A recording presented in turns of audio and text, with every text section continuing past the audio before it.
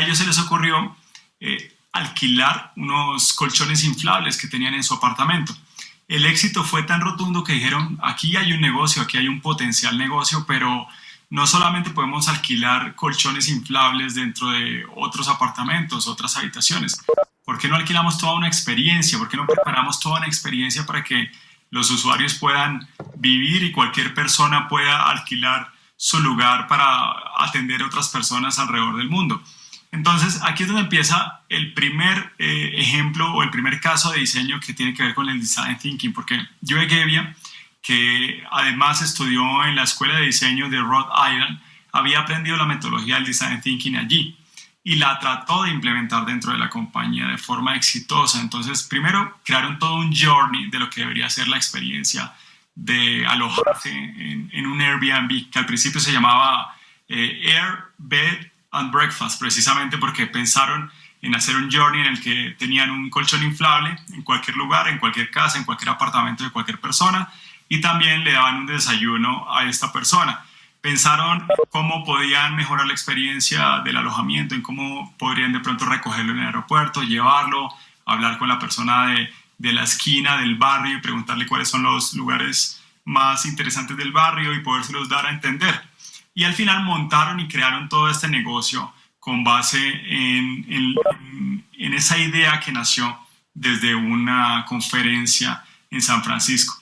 Sin embargo, ellos precisamente que hacían parte de la aceleradora mundialmente conocida Y Combinator, básicamente que acelera diferentes negocios, estaban en crisis porque en el 2009 no tenían mucho dinero, llevaban más de 8 meses con la idea y con el prototipo funcionando, pero solo facturaban semanalmente $200. Es lo que decía Joe Gebbia en una de sus entrevistas, siempre facturaban $200 semanalmente, no importara qué iba a hacer este mes o el otro, el plan o digamos que el roadmap era $200. Entonces se reunieron con Paul Graham, que es uno de los inversionistas más famosos de Silicon Valley, también parte de Y Combinator, y le preguntaron que cómo hacían o cómo lograban escalar este negocio, cómo pueden hacerlo crecer. Y básicamente lo que él les dijo fue, salgan de sus computadoras. Ellos están con su equipo de diseño, con sus computadoras día y noche, tratando de mejorar la herramienta, de hacerla más tecnológica, de hacerla más eficiente, más sencilla. Y les dijo, dejen sus computadoras atrás y vayan y busquen a los usuarios a ver qué es lo que ellos están pensando. Que en el lenguaje del Design Thinking es empatizar, observar, ponerse en los zapatos del usuario. Ahí fue donde Joe Gebbia, que también tenía conocimientos del Design Thinking, dijeron, bueno, vámonos a Nueva York, donde tenemos 40 publicaciones, 40 alojamientos, y vamos a entender qué es lo que pasa, porque siempre van $200 cada semana. Llegaron a Nueva York y en la plataforma se dieron cuenta de algo en común, y es que las fotos eran horribles. Las fotos que habían publicado los hosts eran horribles, desde fotografías donde no se mostraban la totalidad de las habitaciones, no se mostraban, por ejemplo, las áreas sociales, e increíblemente había fotografías tomadas de noche, muy mal, con celulares del 2009, entonces eran fotos de muy mala calidad. Y ellos dijeron, ¿qué tal si nos atrevemos a tomar nosotros las fotos? No era una idea muy interesante en el ecosistema o digamos en la cultura de Silicon Valley porque no es una idea escalable. ¿Qué va a pasar con la gente que ha publicado en Francia? ¿Van a ir hasta Francia a tomarle las fotos a los alojamientos? ¿O qué va a pasar con la gente que ha publicado en Chicago? ¿Van a ir hasta allá? No iba a ser rentable. Sin embargo, Paul Graham de Y Combinator les había dicho que no todo tenía que ser escalable, no todas las ideas tienen que ser escalables para probarlas. Entonces ellos decidieron rentar una cámara fotográfica profesional y ellos mismos tomar las fotos y con esto mejorar la publicación. Lo hicieron y automáticamente la siguiente semana duplicaron, se fueron al 100%, es decir, vendieron $400. Con eso tomaron un avión de regreso a California y se reunieron con Paul Graham en Y Combinator y le dijeron, aquí tenemos esto, mira lo que logramos, $400 en una semana cambiando las fotografías, tomándolas nosotros mismos. Y él les dijo, ¿qué están haciendo acá? Devuélvanse a Nueva York nuevamente. Y básicamente lo que hicieron fue no pensar en si iba a ser escalable o no iba a ser escalable, sino hacer el proceso del Design Thinking, observar, empatizar, probar, testear, hacer un prototipo básicamente con la fotografía. No les costó mucho alquilar una cámara fotográfica, no iban a invertir en equipos costosos, ni iban a hacer un prototipo gigante, simplemente lo que hicieron fue probar, testearon, volvieron al laboratorio y se dieron cuenta de que por ahí era el camino para poder lograr que Airbnb despegara.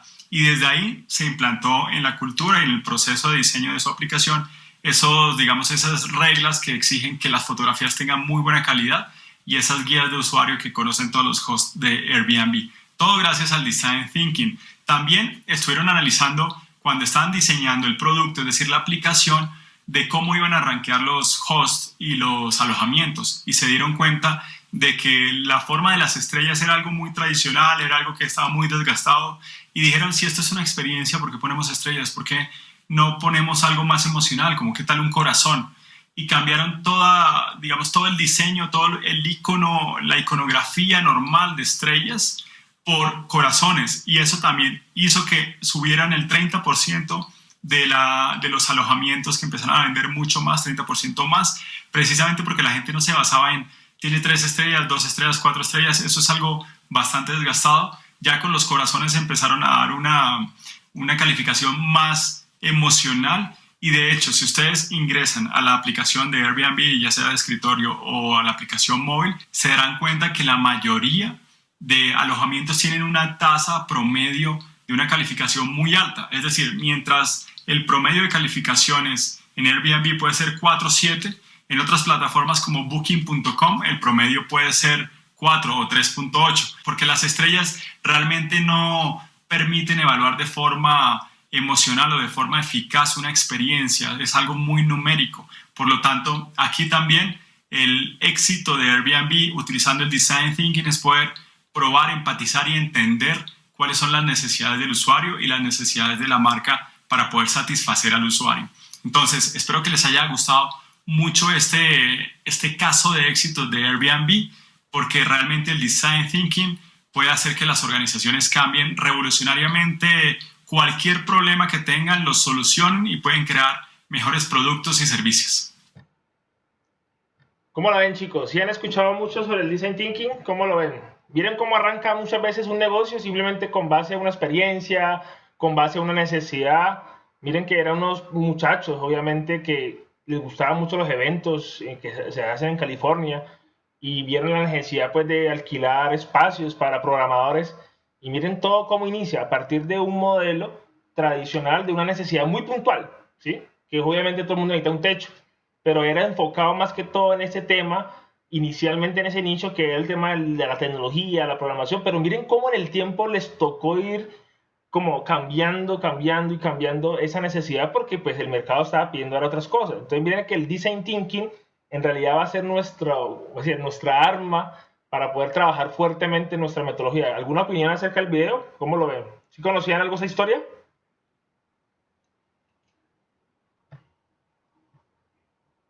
¿Conocían un poquito la historia de Airbnb real?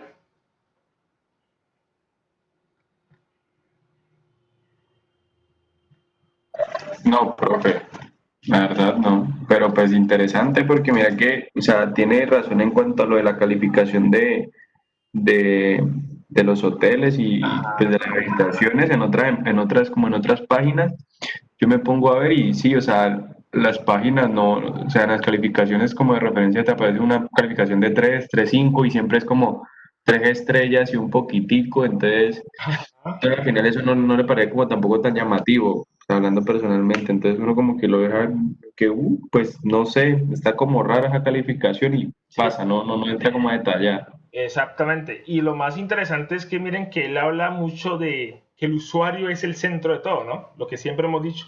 El usuario, ante cualquier necesidad, es prácticamente lo que necesitamos descubrir, ¿sí? ¿Alguna otra opinión? ¿Cómo la ven?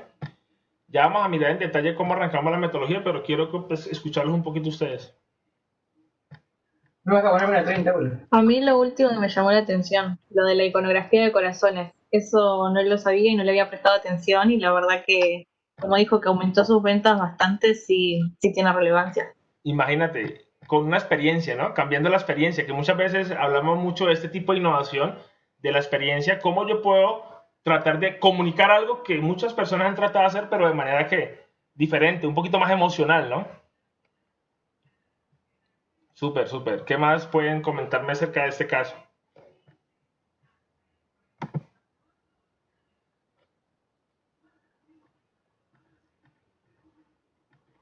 y son empresas que les toca que actuar rápido, ¿sí? Son empresas que prácticamente necesitan utilizar la metodología del Design Thinking. El Design Thinking, ¿por qué se popularizó tanto? Es una metodología que nace del concepto del doble diamante y se popularizó por su rapidez de ejecución. Si recordamos todos ustedes dentro del diseño, dentro de la ingeniería que ustedes estudiaron, cada asignatura, cada proceso tiene como una metodología, ¿no? Recuerden muchos de ustedes que cuando uno está en la universidad, en los primeros semestres, los profesores le dicen a uno, yo voy a utilizar, por ejemplo, la metodología PDI, que es el proceso de diseño de ingeniería, típico en casi todos los procesos, donde usted investiga el problema, lanza objetivos, qué hacer el marco teórico, qué hacer que la justificación, que todo lo que es los antecedentes, y a veces se vuelve un proyecto, ¿sí?, lleno de cosas que hace que se pierda dinamismo entre una etapa y la otra etapa. Yo les decía a ustedes que es muy importante que en un proceso de innovación las cosas, cada etapa que se haga, cada etapa se valida, ¿sí? Y cuando digo de validación es ¿por qué? Pues porque ustedes van a empezar a hacer como una especie de validación inicial de esa necesidad, que ahorita les voy a mostrar cómo lo vamos a hacer.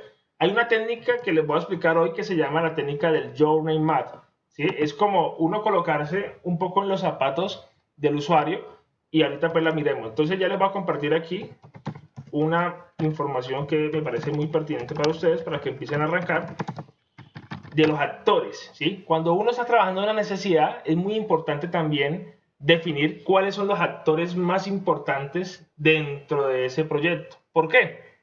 Porque a veces uno cree que el usuario es tal persona, pero créanme que cuando, miren lo que le pasó a los chicos de Airbnb, en algún momento vieron que esa necesidad era más factible, un poquito más viable en otra comunidad. Entonces siempre va a pasar esto, muchachos, que nuestro usuario pueda que esté cambiando o esté saltando en el tiempo.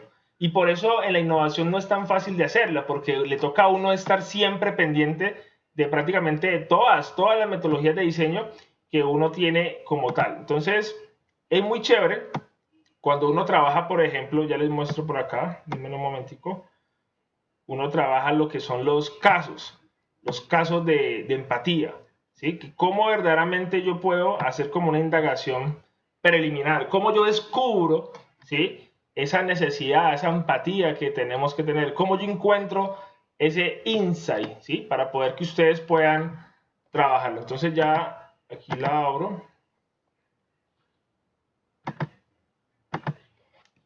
Un momentico. Y aquí este también.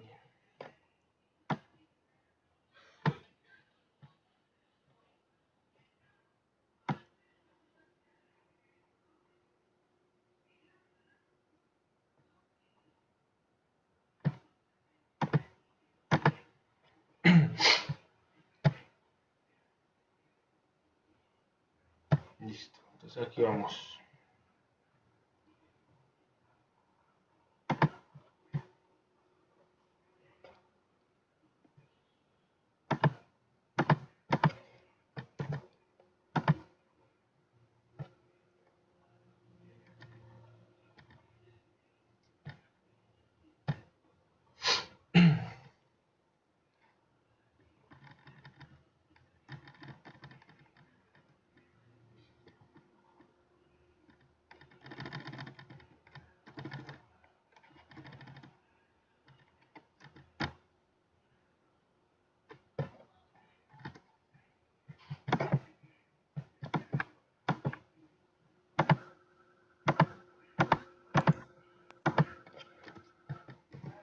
Profe, Dímelo.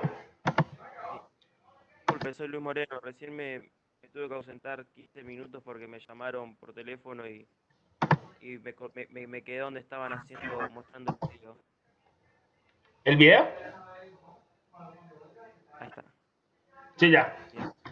Bueno, entonces habíamos hablado un poco, ustedes ya me han definido una necesidad, ¿cierto? Ustedes ya me han dicho, profe, nos vamos a ir por esta y yo les he dado como una validación de la misma, pero lo importante es arrancar por acá, por esta empatía, ¿sí? Por esa corazonada que uno le tiene que inyectar a los proyectos. Cuando digo corazonada es que hasta el momento Nosotros con lo que estamos identificando es lo que creemos como equipo de trabajo, pero todavía no hemos identificado muy bien quiénes son los actores que están alrededor de esa necesidad.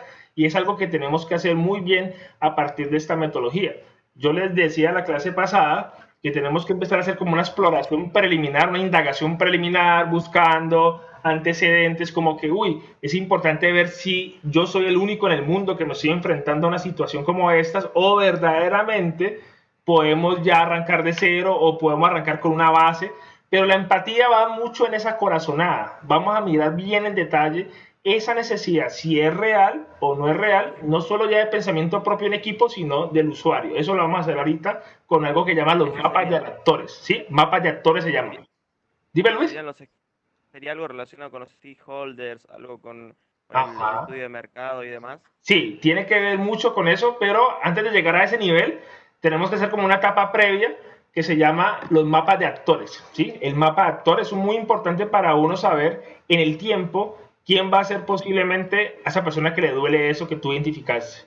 Y obviamente pues sabemos que el design thinking luego vamos a pasar a una etapa de definición del reto. Bueno, verdaderamente esto es, ya lo confirmamos, la indagación nos dijo que sí, luego vamos a pasar un proceso de ideación, un proceso de prototipado y finalmente un proceso de testeo, que es donde lo mencionaba el chico del video de Airbnb, que ese es el éxito de las innovaciones, la capacidad que tiene un equipo de hacer, ¿sí? De pensarlo, de prototiparlo y probarlo.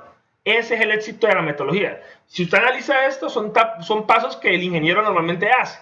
Pero ¿qué lo hace tan rápido? Las herramientas que hay en cada etapa, ¿sí? Porque muchas veces, yo creo que usted ha pasado en sus universidades o por ejemplo, acá en la Autónoma, que a veces el profesor le dice, vamos a hacer un proyecto, y primero usted tiene que plantear como el anteproyecto, tiene que los objetivos. Aquí toda esa parte documental se obvia mucho, porque aquí es más al hacer, ¿sí? Es por eso que la metodología tiene mucho éxito hacia la innovación. Entonces, dime.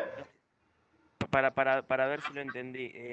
O sea, lo primero que se haría, por ejemplo, sería parte en lo que es un árbol de objetivos, un árbol de problemas. Ajá. Se define el problema, se idea, o sea, se define el problema y la solución que se quiere plantear. Se empieza a idear eso. Una vez que se idea, se arma un prototipo y después se lo hacen como una puesta en marcha para ver y evaluar si funciona o no. Y ojo, no solamente que funcione, aquí es donde está lo difícil de la innovación, es que cumpla con la propuesta de ¿qué? De valor. Okay. Si usted por allá adelantico, cuando definió su reto y usted lanzó su propuesta de valor y usted dijo que iba a optimizar recursos, al final tiene que comprobar eso. Si no, prácticamente no está cumpliendo con tu propuesta de valor. Por eso es tan difícil a veces la innovación, porque tú puedes prometer, pero tú no puedes comprobar lo que estás prometiendo si verdaderamente no haces un buen testeo, ¿sí? Lo más difícil de todas estas etapas que ustedes ven aquí, para mí, en mi punto de vista de la experiencia que he tenido, es la primera parte y la última. Porque ustedes están estudiando ingeniería, ustedes tienen muchas ideas interesantes, que a veces nos falta fortalecer la parte creativa, sí, pero la primera parte, lo que vamos a hacer hoy, que es la empatía, conocer muy bien a su usuario, quiénes son esos actores, y finalmente el testeo, esas son etapas súper decisivas dentro del desarrollo de la innovación. Entonces, esta primera parte ustedes ven que parece como un diamante, y precisamente es por eso, porque tú vas a recibir mucha información por parte del usuario, pero al final tienes que converger. ¿Y qué significa que tienes que converger? Que tienes que llegar como una definición ya real de ya conociste al usuario, ya sabes quién sufre, ya te lo validó, ya sabes que eso es un problema y tú puedes utilizar muchas técnicas, como tú mencionabas, Luis, como que el árbol de problemas. Hay muchas técnicas que a uno le enseñan en ingeniería, pero yo quiero mostrarle otras que me permitan hacerlo más rápido. Porque cuando uno se pone a analizar, por ejemplo, un árbol de problemas, que la causa, que los efectos, ¿cierto? Eso es importante, pero aquí esta metodología le toca a uno, corra. Y no correr para mal, es correr para validar, ¿sí? Es diferente. Porque yo puedo correr y hacer las cosas mal. Aquí uno corre para comprobar que lo que yo estoy haciendo en cada etapa es de verdad o no es de verdad, ¿sí? Entonces, esa es la gran diferencia de pronto con las metodologías tradicionales, ¿sí? Y yo creo que ustedes cuando en sus trabajos, en sus universidades o en algunas asignaturas de su carrera, les han dicho, vamos a hacer un anteproyecto, un proyecto, y a ustedes ¿qué le piden? Que la introducción, que el resumen, ¿cierto? Que los objetivos, que el marco teórico, y ese marco teórico que Yo creo que la gente sale de la universidad y todavía no sabe hacer bien un marco teórico. Luego, la metodología, y eso es un berraco, pues, proceso gigante, que en muchas universidades le llaman, pues, el trabajo de grado. No sé en Argentina si lo exijan para graduarse, no sé cómo funciona allá. ¿Qué me pueden decir?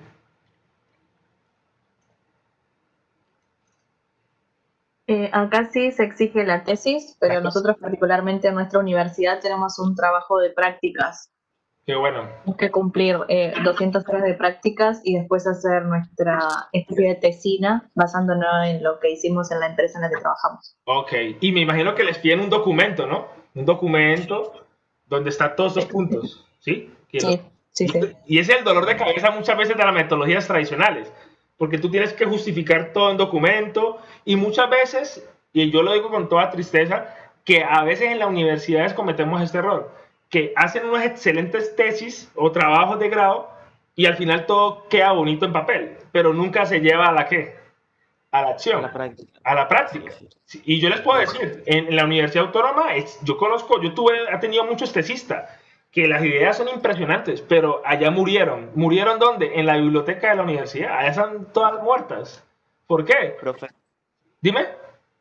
justamente a mí ponerle esas cosas, discuto mucho en la universidad y, por ejemplo, los trabajos de las materias me gustaría, y siempre lo presento en la comisión de seguimiento curricular o en todas las reuniones que tengo con los directivos, le digo que está bien que nosotros tengamos que hacer un trabajo práctico sobre una industria para mejorar un proceso, Sí. pero ¿por qué no agarramos y resolvemos una problemática de la universidad y la implementamos? Porque vos cuando ves materializado aquello que hiciste, te motiva a seguir creando, innovando y vas tomando confianza y experiencia. Y Exacto. justamente en las prácticas profesionales supervisadas, que ahora yo justamente la estoy haciendo este año, em, o sea, yo ahora tengo empresas para tomar, porque me llamaron y puedo tomar, pero yo le digo, no, yo quiero hacerlo con mi proyecto, lo puedo hacer con mi proyecto porque yo lo voy a hacer, conozco a fondo, y si no sé algo, lo voy a idear, lo voy a crear y voy a llevarlo como dice acá, a prototiparlo, y después de eso voy a testear a ver si cumplió la función o no. Exacto. Entonces voy a verlo materializado y justamente estamos tratando, no sé si de innovar, pero sí están haciendo es algo, la primera vez que se pide esto en la universidad, Sí. entonces están tratando de ver si yo lo puedo realizar. Lo ven muy positivo, ahora lo que yo tengo que armar es el plan de trabajo, tengo que idear bien la problemática que quiero atacar, en armar, no presentar una solución, pero sí dónde quiero ir, y después sí, presentar la solución, llevarlo al prototipos, y si se puede testear, como dice acá, se lleva a cabo. Claro, y ahí está la diferencia. Precisamente las universidades están entendiendo que las metodologías existen. Esto no es de la noche a la mañana, o sea, esto no es nuevo, eso ya estaba. Lo que pasa es que se hizo en unas etapas muy a la acción, porque recuerden que la palabra innovación es acción. Entonces, si yo voy a trabajar con la empatía, bueno, vamos a conocer el usuario, pero de verdad, ¿sí? No como antes que vamos a investigar en internet 10 referencias, ¿cierto? O 10 artículos, pero nunca has tenido como contacto con esas personas que te cuenten la experiencia de verdad, cómo resolvió, qué hizo, cuál fue su problema. Entonces, esta es la ventaja del design thinking, que tenemos que por cada etapa que vamos a arrancar hoy formalmente, vamos a la acción de una vez, ¿sí? No como que vamos a sentarnos a documentar y que todo quede bonito en un documento, ¿sí? Pero se muere, el documento se muere porque no se pone en práctica, ¿sí? Es por eso que esta metodología es una de las que usan las grandes empresas de innovación, la del design thinking, y luego a mí me gusta mezclar otra, porque ya la experiencia me ha dado que yo puedo mezclar metodologías para tener un mejor resultado, más que todo en la propuesta de valor, que es lo más difícil. Pero miren que lo interesante de esta metodología es que uno se puede devolver, ¿sí? Si nosotros analizamos las metodologías tradicionales de ingeniería, ¿sí? Son muy secuenciales. Entonces, si yo no estoy aquí, no puedo pasar para acá. Si yo no paso esta etapa, no puedo pasar a la siguiente. Aquí, ¿cuál es la ventaja? Que es que yo puedo estar moviéndome entre etapas, ¿sí? Como una especie de paralelismo o concurrencia entre una etapa a otra. Y para eso es el equipo de trabajo, para eso son los roles, para que se pueda dinamizar de una forma bien interesante la metodología. Si no, todo el mundo se queda también secuencial, ¿sí? Entonces, por eso, mientras alguien está atacando la empatía, alguien ya también va definiendo, ¿sí? Mientras alguien está en ideación, alguien va trabajando también mucho en los posibles o las posibles herramientas de prototipado. Entonces, miren que uno puede estar devolviéndose. Supongamos que yo ya hice algo, prototipé algo, pero llegué a testeo y me di cuenta que no estoy cumpliendo con mi propuesta de valor. ¿Qué es la ventaja de esta metodología? Que yo estando en testeo me puedo devolver fácilmente a ideación y mejorar la propuesta de ¿qué? De valor. No me toca que empezar desde cero, investigando, porque ya tengo mi usuario identificado, que es lo más difícil, ¿sí? Que es como la necesidad identificada, la definición de ese reto. Y esa es una de las grandes ventajas de esta metodología. Creo que Rocío, la clase pasada, mencionaba mucho el tema del Canvas, ¿cierto? El model Canvas, ¿cierto? El modelo Canvas. El modelo Canvas es algo que transformó también los modelos de negocio. Anteriormente, los planes de negocio eran así, unos libros como así. Y si tú miras esos libros de planes de negocio, eso era puro Excel maquillado. Y cuando digo puro Excel maquillado, es que hacían proyecciones de venta en 3 años, 5 años. Hoy en día eso ya no se está usando. ¿Por qué? Porque están buscando que todo sea ágil, metodologías ágiles, como la que nos mencionó Rocío en la clase pasada, el famoso Canvas. ¿Sí? Que el Canvas es un lienzo donde yo tengo estructurada mi empresa y prácticamente tengo que estar viéndolo para que eso sea como mi radiografía de lo que yo quiero hacer. Entonces miren que todo ha cambiado. ¿Sí? Todo ha cambiado y por ende como el mercado está así, muy hambriento constantemente ante cualquier necesidad, es de ustedes que la puedan implementar bien. Entonces es mi responsabilidad a partir de hoy que arranquemos con nuestra primera etapa. ¿Sí? ¿Qué truco les puedo dar yo para poder atacar ese primer punto que para mí es uno de los más esenciales? Profe, Dime. ¿puede dar un ejemplo de, porque acá por lo que estoy viendo es cómo se pasa de la empatía a la ideación? ¿Cómo, o sea, un ejemplo, porque no se me ocurre nada sin haber definido bien el problema o definir Claro que bien sí. la... Por ejemplo, nosotros tenemos unos roles, ¿cierto? Entonces, uno va definiendo, por ejemplo, empatía, es colocándose en los zapatos del quien sufre ese problema, ¿cierto? Pero paralelamente, uno puede ir diciendo, uy, mira, ante esta declaración, este requerimiento, yo más o menos puedo ir visualizándome qué quiero hacer, ¿sí? Voy como representando gráficamente, bajo algo que llama los sketch, puedo ir representando cosas, pero todavía no son cosas tan tangibles, ¿sí? Simplemente son insumos de requerimientos para el proceso de ¿qué? De ideación. Ejemplo, yo cuando recientemente arranqué con los productores, con los agrícolas, a conocerlos, obviamente los conocí súper bien, conocí cómo funcionaban, pero paralelamente el equipo de diseño iba mirando, uy, estas personas necesitan un sistema, por ejemplo, para la parte ergonómica, la espalda, para que no tengan que estarse agachando y que tengan tantos dolores de espalda. Y había uno de los creativos que empezaba a dibujar el sketch, o sea, dibujos, que eso no, al final, si se tenía en cuenta, perfecto, si no, no había problema. Pero desde la empatía, ir viendo posibles ¿qué?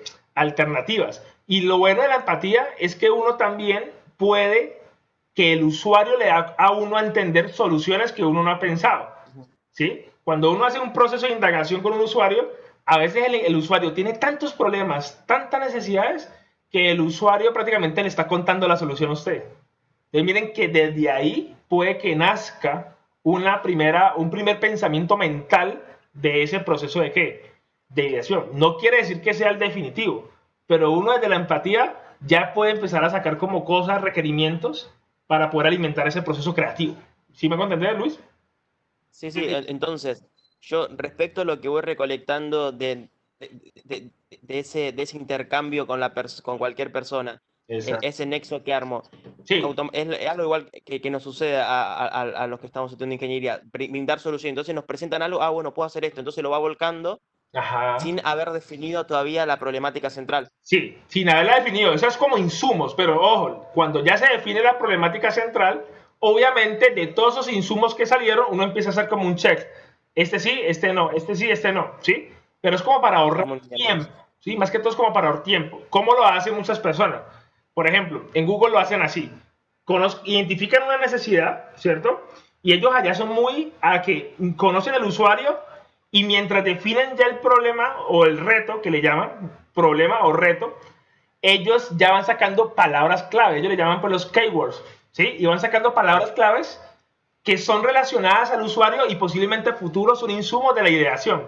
Y cuando ya definen el reto, analizan todas las palabras claves, o lo que le llaman los keywords, y empiezan a chulear, ¿sí? Un check. Este sí, este no. Este sí, este no, ¿sí? Porque acuérdate que pues para eso hay que definir el problema, ¿sí? Pero entonces eso es como un preámbulo de anticipación de posibles requerimientos para el proceso de ideación, porque ahí es donde muchas veces fracasamos, que tenemos ya de un principio una solución en la mente y eso está mal, porque es que una cosa es palabras claves, otra cosa es una solución, porque me voy a casar siempre con la misma solución. Es decir, que estoy como prohibiendo o bloqueando el proceso creativo. ¿Sí me hago entender? Sí, sí, justamente nosotros ahora entonces estaríamos en la parte, o sea, hasta la clase pasada en la parte de definición. De Estuvimos definición. entendiendo bien la problemática respecto a lo que nosotros fuimos recolectando de la necesidad que había en el entorno Exacto. donde nos movemos. Pero nosotros nos falta profundizar un poquito más en empatía, ¿sí? Porque por ahora la percepción que tenemos de la necesidad es una opinión muy de grupo, ¿sí? Muy personal, pero todavía de verdad no conocemos percepciones externas de actores que verdaderamente sufren eso, ¿sí me puedo entender?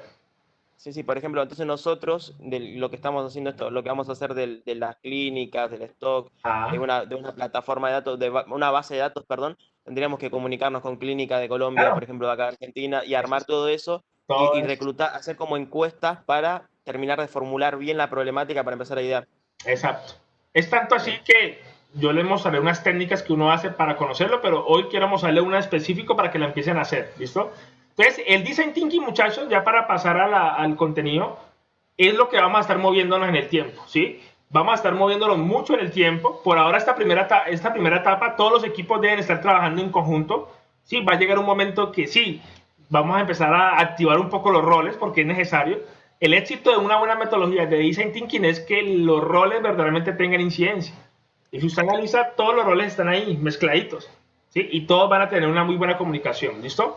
Entonces, acá hay una de las grandes preguntas que siempre se hizo este personaje, Albert Einstein. Miren la frase que él siempre formuló y postuló. Si tuviese una hora para resolver el fin del mundo, dedicaría 55 minutos a plantear el problema y 5 minutos para encontrar la solución. Esa frase lo dice todo, ¿sí? Porque yo no puedo arrancar pensando en soluciones, en sustantivos, si de verdad no entiendo qué es lo que voy a hacer, ¿sí? Si no, créanme que no encuentro esa oportunidad de crecimiento, no la voy a encontrar, ¿listo? Entonces, uno de los retos de nosotros, muchachos, es eso, ya ir definiendo poco a poco ese reto de innovación. ¿Qué es lo que verdaderamente se necesita? ¿Cuál es ese insight? Que vamos a aclarar un poquito el término de insight, que se usa mucho en innovación y que nos permita pues al final buscar como soluciones creativas, ¿sí? Sabemos que son problemas o necesidades que son reales, pero que necesitamos encontrar como esa empatía. Habíamos visto en las clases anteriores que los sustantivos son las soluciones y habíamos visto que los verbos son la necesidad. Entonces, ¿cómo formulamos el reto? El reto, pues primero, muchachos, o sea, la verdad, esos son como más consejos míos que otra cosa. Primero, trate de esa necesidad que ustedes tienen, que ya más o menos la tienen preliminar, trate de sacar una lista, ¿sí? De los posibles dolores que hay dentro de esa necesidad. Es que cuando hablamos de una necesidad, ¿sí? Por ejemplo, mira, falta esto, pero hay dolores a veces muy chiquiticos, ¿sí? Como causas de esos efectos. Porque usted sabe que uno, cuando encuentra la necesidad, uno lo que observa es el efecto, la consecuencia de algo.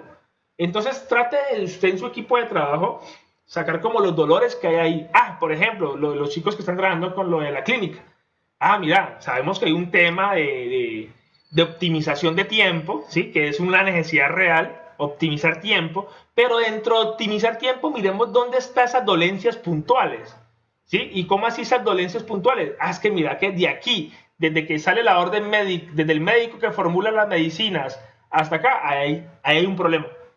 ¿Sí? Es decir, encontrar como los puntos críticos dentro de esa necesidad. Esa es una de las claves importantísimas de la empatía.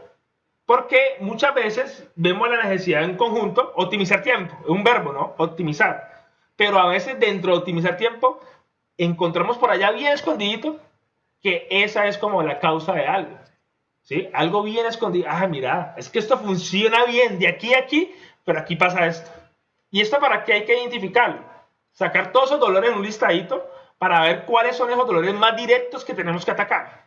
Y por ende, cuáles son los dolores indirectos que obviamente en algún momento, si los dejamos evolucionar, se nos pueden convertir en un dolor de cabeza. ¿Sí? Entonces traten de agruparlos como por similitud, ¿sí? Es una lluvia de ideas muy clásica. Trate de sacar una listica. ¿Cómo, Luis? Acá podríamos aplicar diagrama Ishikawa y bueno, diagrama Ishikawa, o sea, ustedes tienen muchas herramientas, pero yo les vamos a dar uno específicamente hoy que se usa mucho en innovación, ¿sí? Para que ustedes encuentren estos puntos críticos, que se llama el Journey Map, ¿sí? El Journey Map es una técnica muy poderosa para poder encontrar dónde están los puntos críticos de esa necesidad, ¿sí? Como me decía un estudiante la semana pasada, profe, mis padres tienen un negocio que venden, pues, no sé, hamburguesas, comidas rápidas, ¿sí? Comida chatarra.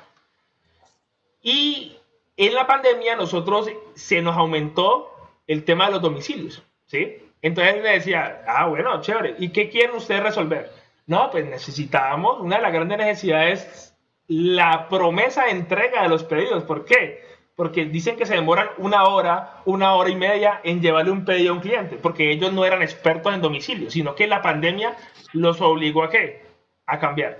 Y resulta que hicimos un análisis rápido con la técnica que les voy a mostrar ahorita y nos dimos cuenta que por más que usted va a futuro vaya a crear una aplicación, que por más que usted vaya a crear una plataforma, lo que sea, el problema de todo era que nomás tenían por decirlo así, una cocina solamente para las hamburguesas presenciales. Es decir, que de todos modos, por más llamadas que tuviesen servicios por aplicaciones, de todos modos iban a represar las órdenes porque solamente la cocina donde ellos estaban era tan chiquitica, tan pequeña, que solamente la parrilla donde asan la carne solamente daba para eso, ¿sí? Y se dieron cuenta de que el tiempo se podía optimizar si hacían una muy buena distribución, como decir, hamburguesas para la gente que va presencial y hamburguesas para los pedidos. Cuando ellos identificaron eso, claro, él me decía, profe, ahí sí funciona la promesa de valor. Nosotros queríamos prometer entregas menores a 30 minutos. Y ya, con esa pequeña distribución que hicieron, funcionó muy bien la propuesta de ¿qué? De valor. Pero ¿cómo fue la única forma de encontrar esa dolencia? Haciendo como la técnica que le vamos a ahorita que llama el Journey Map, ¿sí? Encontrar como esos pequeños obstáculos o restricciones que nos podemos encontrar en el libre desarrollo de esa necesidad. ¿Listo? Entonces, lo primero, ¿sí? Enlistar posibles problemas o dolores dentro de su marco de su necesidad, ¿sí? Porque muchas veces pueden aparecer unos más importantes que otros, ¿sí? Y usted tiene que analizar cuál de estas necesidades o esos dolores le aporta a su propuesta de valor. ¿Listo? Entonces, lo primero que hay que hacer. Y aquí yo pues traigo como unos truquitos. Luis mencionó muchas técnicas que uno normalmente aplica en la ingeniería, que el diagrama de Ishikawa, ¿sí? Que el árbol de problemas. Creo que también uno puede trabajar con los 5 porqués, ¿sí? O los 6 W question que le llaman. Yo quiero que ustedes sean muy concisos, muy precisos, ¿sí? No es bueno en innovación ser tan generales y a veces tampoco no es tan bueno ser tan específicos, ¿sí? ¿Por qué? Porque muchas veces si estamos muy específicos nos limitamos a que la solución a futuro solamente resuelva eso. Entonces yo siempre le digo a los estudiantes, ¿sí? Más bien miremos la necesidad en algún momento un poquito más amplia, ¿sí? Pero no tan cerrada. ¿Por qué? Porque nos va a dar a futuro movilidad en la solución, ¿sí? O una cosa es ver el problema así, otra cosa obviamente ver la necesidad así. Pero la necesidad no la cerremos. ¿Por qué? Porque es que la idea de la necesidad cuando usted la identifica es que tenga la oportunidad de escalar en el tiempo, ¿sí? Porque si no, entonces se vuelve una innovación muy local, ¿sí? Entonces por eso yo siempre le digo, trate de que esa necesidad que va a salir como ganadora de esos retos chiquiticos, trate de que verdaderamente sea muy genérica en diferentes contextos para que puedan ustedes aplicar una muy buena innovación escalable. Y estén preguntándose, ¿sí? El qué, el cómo, el cuándo, el por qué, el quién, el dónde, de esa situación problema, ¿sí? Esa famosa técnica que los 5 porqués, que los 6 porqués, hay muchas técnicas que lo llevan a uno como a esa causa real, ¿no? A esa causa, a la cabeza de todo, a la causa raíz, ¿sí? Y eso sirve. O sea, en esta etapa sirve muchísimo. Porque como nosotros como usuarios somos muy visuales, nosotros vemos mucho el efecto. pero a veces se nos esconde ¿qué? La causa. Y nosotros en innovación sí necesitamos atacar, ¡pam!, la causa, porque es que las promesas de valor sí necesitan que usted tenga todo controlado. Si no, no lo vas a cumplir. Y definan, obviamente, necesidades.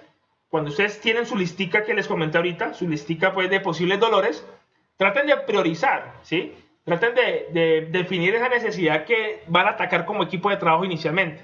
Porque acuerden que de una grande pueden haber varias ramitas que hay que atacar para que usted realmente al final sienta el impacto. Si no, no va a sentir el impacto. Entonces es muy útil esto, ¿sí? No irnos tan lo específico, sino un poquito, dejémoslo una holgura, ¿sí? Dejémoslo un poquito abierto para que cuando investiguemos y analicemos los actores podamos movernos en el tiempo, ¿sí? Entonces pueden aplicar muchas técnicas aquí. Ahorita les voy a explicar una, pero quiero que puedan aplicar las técnicas tradicionales. Los 6 porqués, los 5 porqués, Ishikawa, árbol de problemas. También hay unas que se llaman causa-efecto, análisis causa-efecto.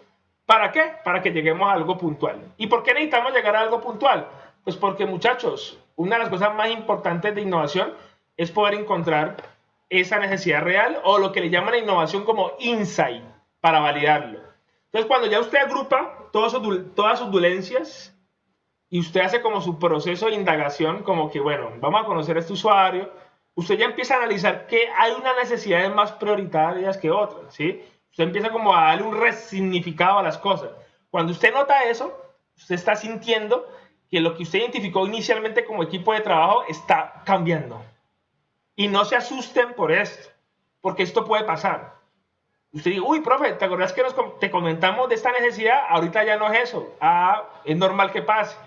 Es normal porque uno está muy conectado con el usuario y quien le duele es el que nos valida de verdad si eso es, no uno. Por eso el primer ejercicio que uno hace es como un estado mental de la posible necesidad. Para que al final uno diga, uy, sí era, teníamos razón. No era, nos tocó que, pum, switchar. Posiblemente en el mismo tema, en el mismo campo de acción. Pero entonces no se preocupen si en algún momento las necesidades que ustedes listaron como dolencias, ¿sí?, les tenga que variar. Porque el contexto lo hace variar. Y el usuario es el que lo va a notificar. Entonces, por eso la indagación tiene que ir acompañada de este proceso.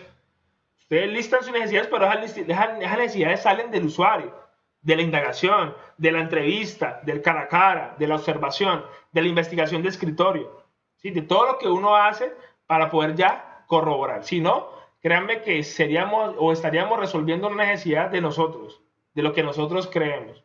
Y eso es uno de los éxitos de la metodología, que desde un principio todo esté súper claro con el usuario.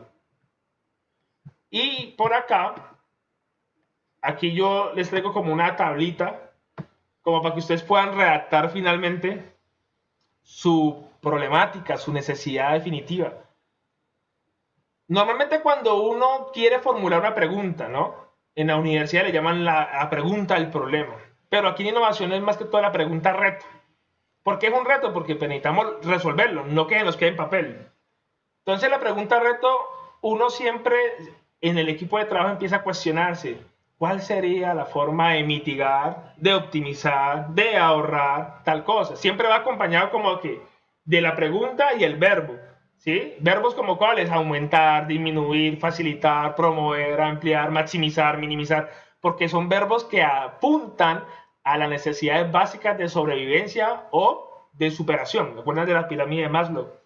Entonces uno puede preguntarse, ¿cómo podría, ¿sí?, optimizar? ¿Cómo podría mitigar? ¿Cómo podría disminuir? ¿O cuáles serían las formas? Dejar la pregunta un poquito abierta para que ustedes como equipo de trabajo siempre la tengan ahí presente. Muchachos, esto es lo que tenemos que apuntar. Y obviamente hay personas que se arriesgan a darle un valor, ¿sí?, como el concepto de la necesidad. Hay gente que se arriesga porque ya tiene muy buena información y hace lo siguiente: ¿cómo podría aumentar, ¿sí?, la productividad en los cultivos de tomate? Entonces ya uno ya empieza a ir a lo específico, ¿no? Pero cuando ya tú tienes una investigación real de que tu necesidad es esa, ¿sí?, entonces ya tú le das un valor y resaltas esa necesidad. ¿Cómo podría yo minimizar los tiempos de producción del yogur casero? Ah, ya me estoy metiendo por la parte productiva. Entonces yo sé que mi propuesta de valor, cuando ya la formulemos, va orientado a lo que, a lo productivo, ¿sí? Entonces miren que cuando uno empieza a armar como este desafío, al final hay como un alcance, ¿no? Porque también tenemos que ser muy realistas con el tiempo, ¿sí? Si tuviésemos todo el año para trabajar en un proyecto sería diferente, pero nosotros aquí en el curso pues tenemos semanas, o sea, tenemos que tratar de que la metodología se implemente al máximo y que obviamente el alcance es un tiempo determinado o en un porcentaje o en una magnitud. Por ahora, el alcance, ¿cómo uno lo puede hacer? Uno podría decir, por ejemplo, ¿cómo podría mejorar la productividad de yogur casero en tanta cantidad, en tantas semanas? Pero ojo, cuando uno lanza cifras aquí, eso puede ser un arma de doble filo. Entonces, ¿yo qué recomiendo? No pongan por ahora cifras puntuales. ¿Por qué? Porque el alcance es muy variante. Depende de si tú vas a cumplir con esa propuesta de valor. Entonces, ¿yo qué recomiendo? Que en alcance coloques como tal un corto plazo, ¿sí? A corto plazo, a mediano plazo. No pongas todavía un porcentaje. A futuro sí, porque ya te estás dando cuenta en tu prototipado si lo puedes cumplir o no. Es como yo decir, ¿cómo podría ahorrar, ¿sí? O cómo podría aumentar la producción de tomate en un 53%? ¿Ustedes creen que si yo lanzo el 53% en ese momento sería muy irresponsable de mi parte? ¿Por qué? Porque yo todavía no sé ni siquiera si mi solución va a cumplir eso, ¿sí? Entonces aquí es donde fracasan muchas veces los retos de innovación, que se arriesgan a tirar aquí una cantidad, un porcentaje o una magnitud en cuantitativamente. Si tú quieres, lo puedes lanzar algo cualitativo. Tú puedes decir cómo aumentar o cómo podríamos aumentar la producción de yogur en calidad, en sabor, en tal cosa. Tú te puedes arriesgar a decir cosas cualitativas, pero mi consejo y mi experiencia dice que aquí tú todavía no te comprometas a darle un qué, un valor, ¿sí? Porque hay personas que sí lo hacen, pero al final, ¿qué les toca hacer a estas personas? Devolverse para ver si pueden cumplir o no. ¿Sí? Profe, ¿puedo dar un ejemplo? Déjalo abierto. Dime, Luis. Tengo un ejemplo de lo que nos pasó a nosotros esto es lo que estamos haciendo del sistema de desinfección de colectivos. Nosotros pusimos en nuestra propuesta de valor, somos un equipo multidisciplinario encargado de idear e implementar soluciones íntegras. O sea, idear e implementar. Nosotros en el transcurso, claramente, bueno, es la primera, nos vamos a enfocar a implementar y nos estamos enfocando en la implementación. Pero nos dimos cuenta que nosotros no nos gusta implementar.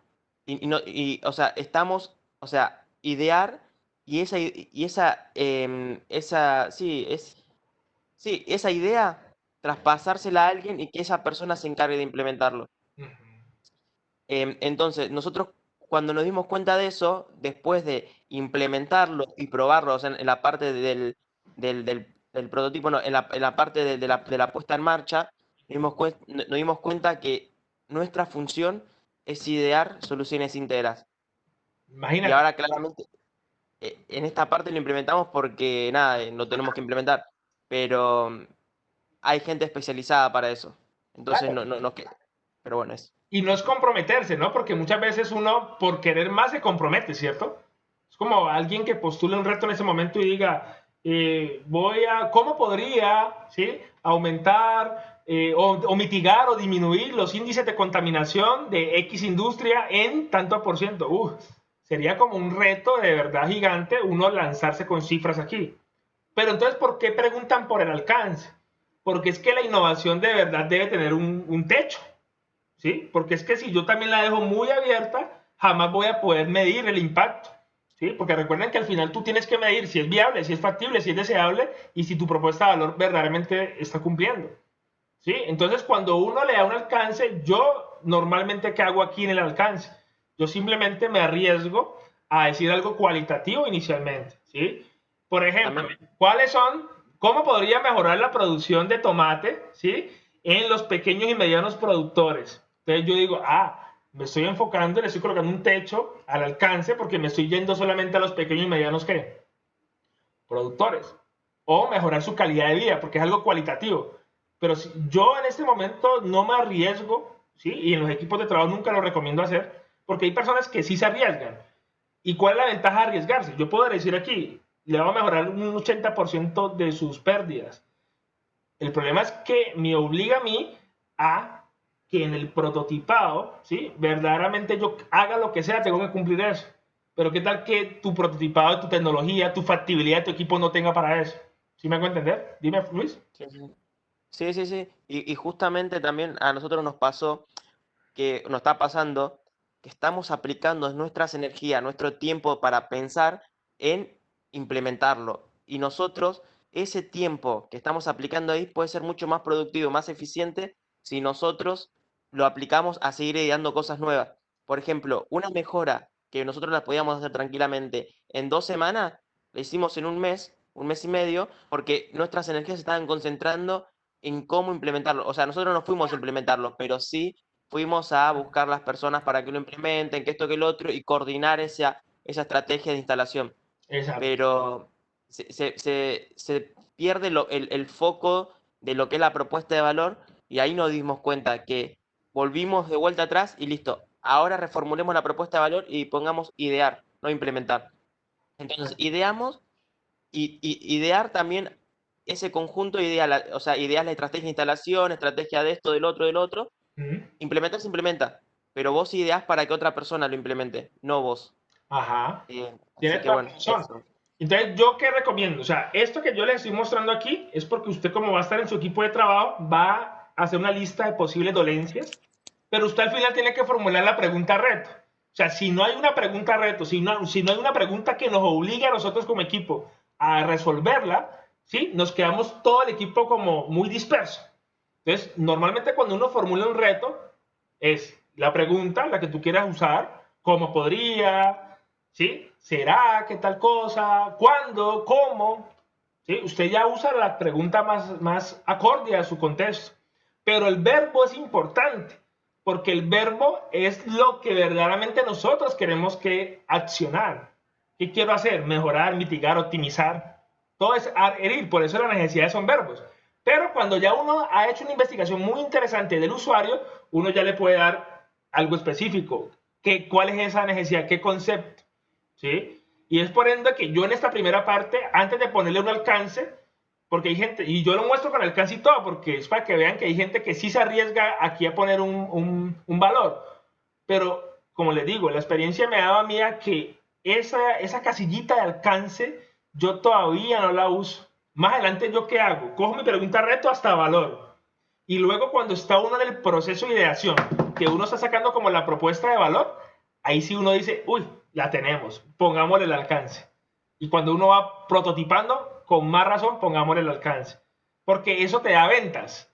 ¿Sí? Cuando tú pones un alcance a un reto, eso te da como beneficios a futuro. Eso es como tu carta de presentación para vender. Es como que Luis dijera, nuestro sistema de desinfección de colectivos, no sé, va a permitir mitigar los efectos del COVID en un 98%. ¿Sí? Imagina que Luis dijera eso. Pues Luis se va a comprometer con los usuarios porque él tiene que cumplir eso. Pero si Luis no lo ha validado, si no garantiza que el 98% de desinfección en el colectivo es efectivo, él no puede ponerse a arriesgar a decir eso. ¿Sí o no, Luis? O tú vendes con algo así, tú das una propuesta de ese estilo. No, justamente ahora estamos esperando el resultado de un estudio bacteriológico Ajá. para que nos digas qué tan efectivo es. Eso. Entonces, una vez que vos tenés una evidencia objetiva aprobado por también un organismo internacional, por ejemplo, en este caso es Bureau Veritas, por un organismo y que ya tiene un trayecto anterior a venir a certificar a vos, que vos digas, bueno, no, mirá, yo no lo digo, lo dice este organismo que está certificado, o sea, que está desinfectando tanto por ciento.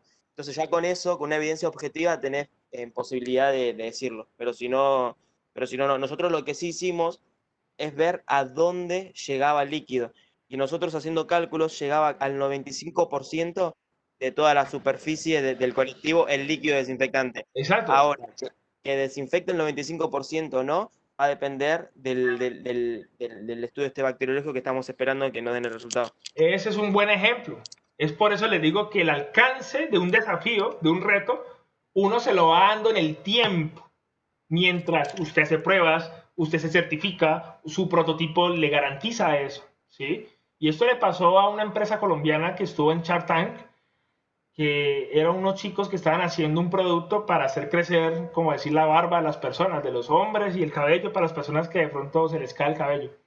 Y resulta que ellos fueron con ese producto y una de las preguntas de los jurados de Shark Tank fue esa.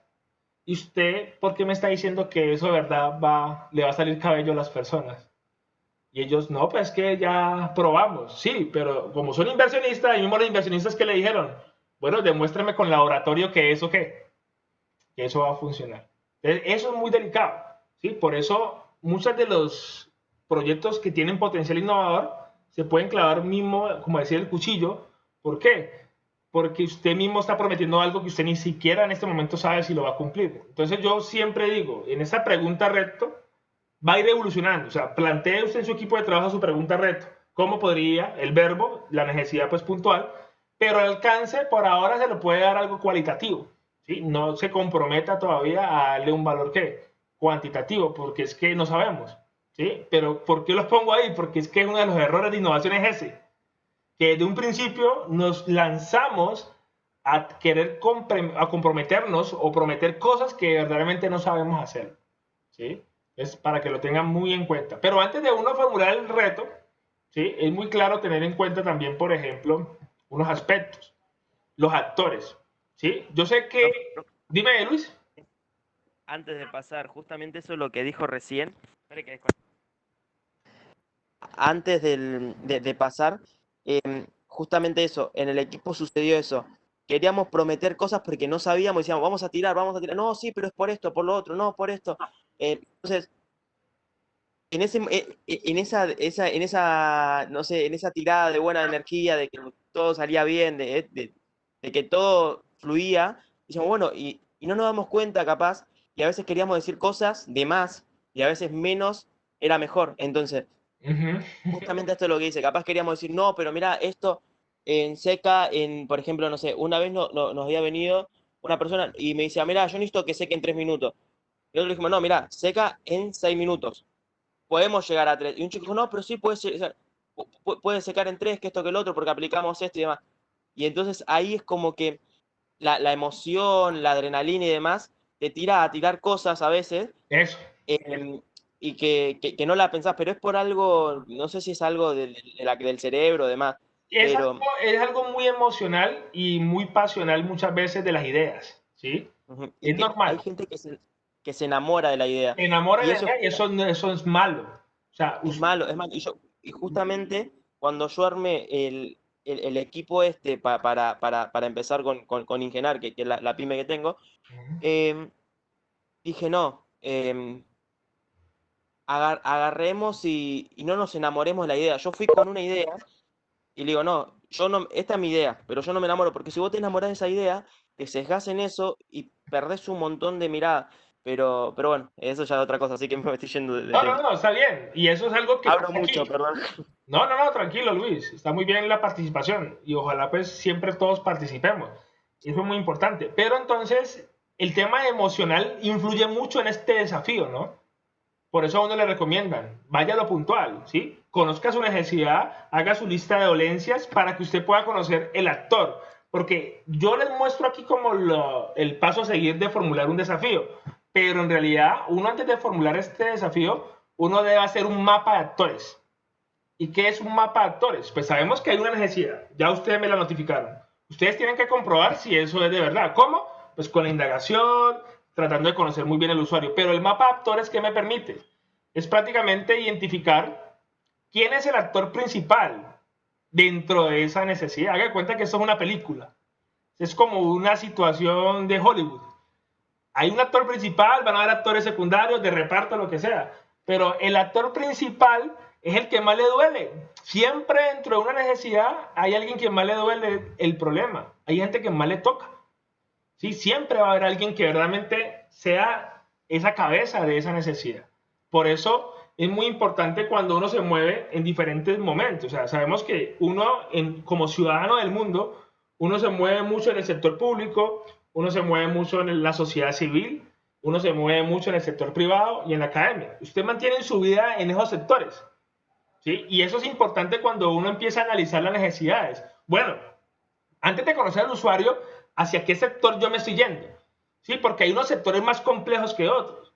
No es lo mismo yo trabajar con usuarios privados que con usuarios públicos, empezando por el tema del dinero, del pago. Son dineros que muchas veces se pueden demorar mucho tiempo con lo público, por ejemplo. Que puede ser más alto lo público, sí, pero muchas veces cuando uno se mete en el sector público, uno sale decepcionado. ¿Por qué? Porque hay mucha corrupción también. ¿Sí? Yo recuerdo mucho que a veces nos llamaban a nosotros. Profe, Dime, Luis. tengo otro ejemplo de lo público, perdón, No, tranquilo. pero nosotros, bueno, el transporte es un transporte público que está subsidiado por el 70% por lo que es el gobierno. Gobierno. Entonces nosotros empezamos a tener un poco de inconvenientes cuando fuimos a venderlo, porque no era que solo, listo, vamos y se lo vendemos a la empresa, no. Era todo un trámite burocrático que la empresa tenía que decir, bueno, yo doy el ok, después pago el 30% y no, después se lo llevo al gobierno que paga el 70%, y el gobierno lo que pasaba que decía, bueno, mira, hacemos esto, que esto, que el otro, y nos terminaban pagando de acá a 5 o 6 meses y a nosotros no nos servía.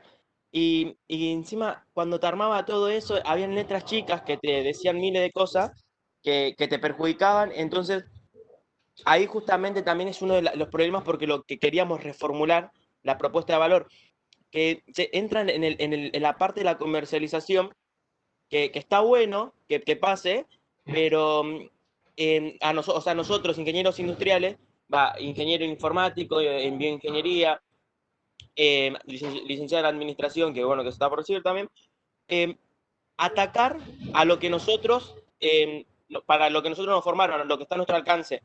Entonces, como todavía no tenemos a alguien encargado de esto, de ventas y demás, ideemos por el momento. Entonces, ahí a eso iba y también iba lo de la parte pública. Claro, y muy buen ejemplo. Y es tanto así que uno, antes de analizar su necesidad, usted tiene que preguntarse, bueno, ¿en qué sector estoy? Porque cada sector trae consigo unas restricciones, cada sector trae unos obstáculos, cada sector trae unos beneficios y unas desventajas también, ¿sí? Por ejemplo, a veces trabajar con el sector público es chévere porque te valoran un poco más el trabajo porque te pagan mejor, muchas veces. Pero ¿cuándo te pagan? Cuando verdaderamente ellos digan, 6 meses, 4 meses, 5 meses, 6 meses, ¿sí? Y a veces uno dice, uy, Dios mío, o sea, esta gente se ha demorado mucho. El sector público depende también de mucho el tema político, ¿no? O sea, depende de cómo se mueve la política. No es lo mismo trabajar en un gobierno de un periodo de 4 años, 5 años, 6 años, a otro gobierno que viene con otra mentalidad distinta. El sector privado es un sector que va muy a lo puntual, ¿no? Va a los resultados. Y la sociedad civil es los clientes del común, nosotros, que pertenecemos a una economía. Y la academia también hace parte como actor principal de todo este proceso. Entonces, siempre... ¿Aló? ¿Alguien iba a decir algo? Yo siempre recomiendo que antes de uno entrar en detalle quién es el actor principal, uno analice, bueno, ¿cuál es mi sector? Sector salud privado, salud público, sector agrícola, sector... El sector es importante, muchachos, porque el mismo sector a futuro te ayuda a crecer. Si no, hay sectores que también te ayudan a hundir. Hay sectores que hay mucha competencia también. Entonces, es importante analizar este mapa, por eso se llama mapa de actores, empezando desde el sector hasta llegar a lo específico. Por eso yo siempre recomiendo en esta primera etapa, ¿sí?, que ustedes verdaderamente trabajen muy fuerte en equipo. ¿Por qué? Porque van a tener que indagar, ¿sí? Van a trabajar indagación, mucha indagación. Y este es el mapa de actores, ¿sí? El mapa de actores, haga de cuenta que es como cuando uno juega a tiro al blanco. ¡Pam! ¿Sí? Usted va a lanzar los dardos y usted lo que busca es atinarle al principal. Y aquí es lo mismo. Es un mapa de actores, es una técnica que se usa en una plantillita. Usted la puede buscar en Google. Usted coloca la plantilla de mapa de actores, de Design Thinking, y ¡boom! Sale mucho. Pero es esto. Es, por ejemplo, hacer como un estudio de casos de quién es la persona que más sufre mi necesidad. Por ejemplo, si yo estoy trabajando con una necesidad que tenga que ver con la seguridad en los aeropuertos, ¿sí?, como está en este ejemplo, ¿sí?, ¿cómo puedo mejorar el control de seguridad en los aeropuertos? Pues en los aeropuertos, ¿quién viene siendo el actor principal si estamos hablando de seguridad? Pues los propios pasajeros, ¿no? O sea, los pasajeros estaría aquí como en mi objetivo, porque son los pasajeros que tenemos que mejorar los controles de seguridad.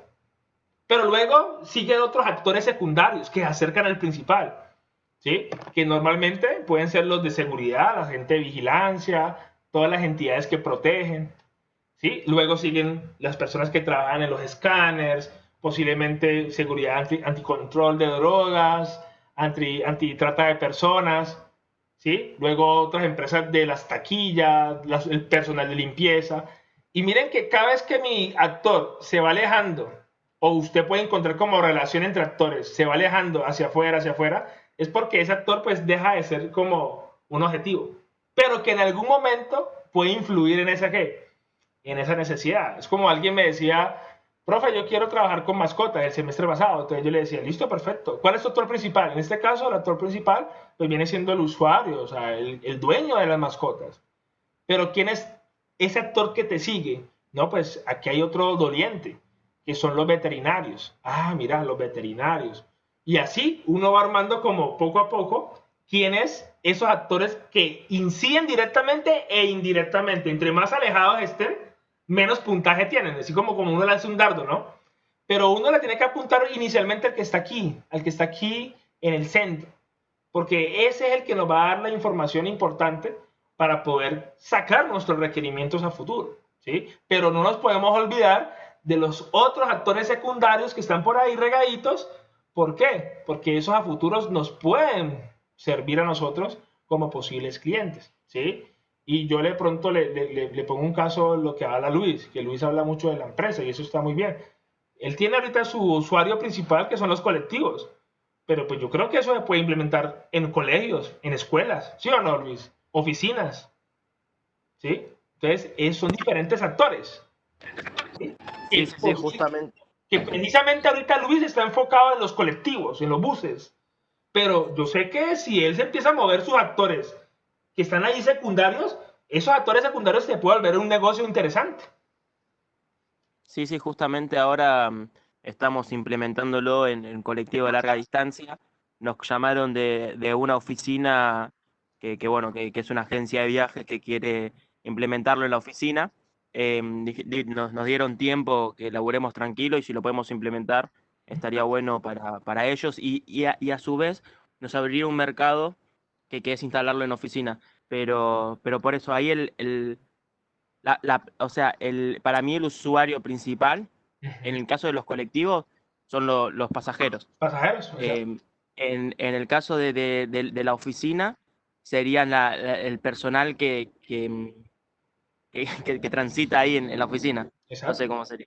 Así es. Y por ejemplo, las necesidades que ustedes me manifestaron, creo que el mismo equipo tuyo, Luis, de la parte de la salud, pues hay un doliente principal que es el que va y pierde tiempo allá. ¿Sí? Pero posiblemente también esa empresa que presta ese servicio también se puede volver un actor importante porque se va a ver beneficiado con lo que uno va a hacer. Entonces es importante que ustedes con el equipo de trabajo traten de sacar su mapa de actores. ¿En qué sector están?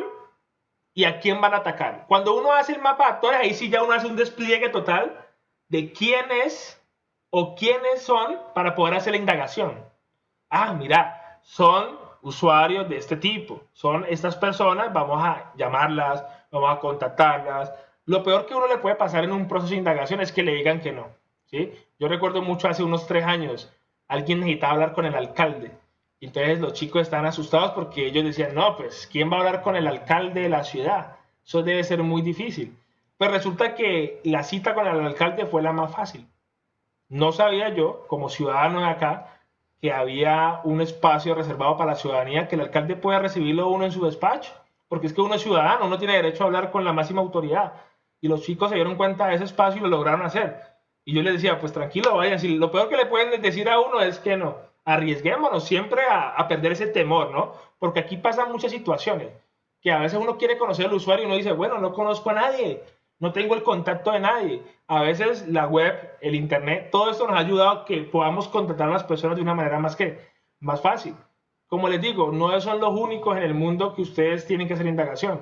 Hay muchas personas que se han demorado un buen tiempo aquí tratando de validar esa solución. Hace poco estaba trabajando con unos productores de cilantro, ¿sí? Cilantro. Y resulta que esos productores eran muy curiosos porque el cilantro, resulta que me di cuenta que aquí el cilantro que venden en Cali es un cilantro que viene de afuera y que ya está, como decir, una mafia montada de eso. Y resulta que cuando yo quería contactar a esas personas no pude, porque esa persona yo no sé quién es, súper misterioso. Entonces, ¿qué me tengo que hacer? Pues irme a conocer como los actores secundarios, porque nunca pude llegar a quién era esa persona principal. Y eso puede pasar dentro de este proceso, ¿sí? No se dejen caer, busquen quién verdaderamente sufre lo que usted está identificando para que le dé ¿qué? Información. Entonces, el mapa de actores es eso, el principal, y quiénes son los que de pronto por ahí me pueden ayudar bastante, ¿sí? En algún momento, para que se me vuelvan principal, ¿sí? Y ustedes van a encontrar de pronto a futuro muchos más, ¿sí? Muchísimo más, ¿sí? La familia, uno empieza que los trabajadores, que está el profesor, se ven beneficiados, que los compañeros, que los vecinos, pero siempre va a haber, ¿qué? Uno muy en particular, ¿sí? Entonces, por ejemplo, ahorita con el tema que está sucediendo mucho en Latinoamérica, ¿sí? El tema del desplazamiento de mucho venezolano a nuestros países, ¿sí? Entonces, los venezolanos llegan a nuestros países y tienen pues unas necesidades, pero si uno hace un mapa de actores, o sea, todos estamos involucrados en este tema, nos influye, ¿sí? Y alguien que quiere trabajar en este tema, que lo han hecho, es un tema que a la final, pues, pucha, uno analiza a los actores y todo el mundo tiene que ver, ¿sí?